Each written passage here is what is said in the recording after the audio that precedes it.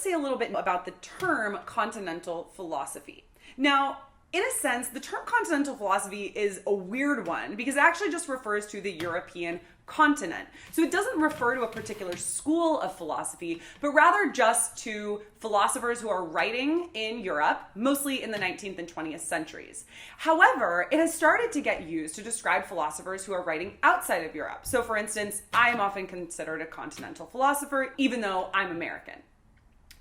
Continental philosophy does have certain methods associated with it. One is that it tends to emphasize the artistic nature of human life more than a lot of other kinds of philosophy. So you'll find continental philosophers emphasizing writing style much more than philosophers in some other traditions. The idea here is that language isn't a formulaic, neutral sort of thing into which we can plug in our ideas, but rather the way that we say things affects the content of what is said. Another way that continental philosophy tends to be artistic in a sense is that it focuses on concept creation, inventing or fabricating concepts. The idea here is that philosophy is an art that is not reducible to mathematic or scientific ways of understanding.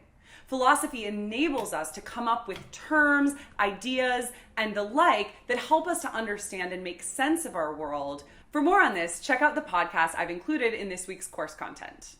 This course is a survey of 19th and 20th century continental philosophy. So we'll be reading a number of names that you've probably heard before, who are particularly well known within the movement, as well as a number of schools of thought that are influential in continental philosophy and beyond. One of the cool things about continental philosophy too is that it's often had some really big impacts outside of the discipline of philosophy. So it has intersections with a lot of other disciplines, including sociology, gender studies, French, English, comparative literature, critical race theory, all sorts of different disciplines.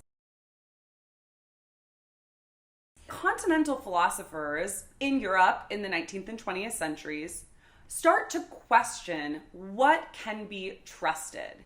And so the theme of this course is really the question, what can I trust?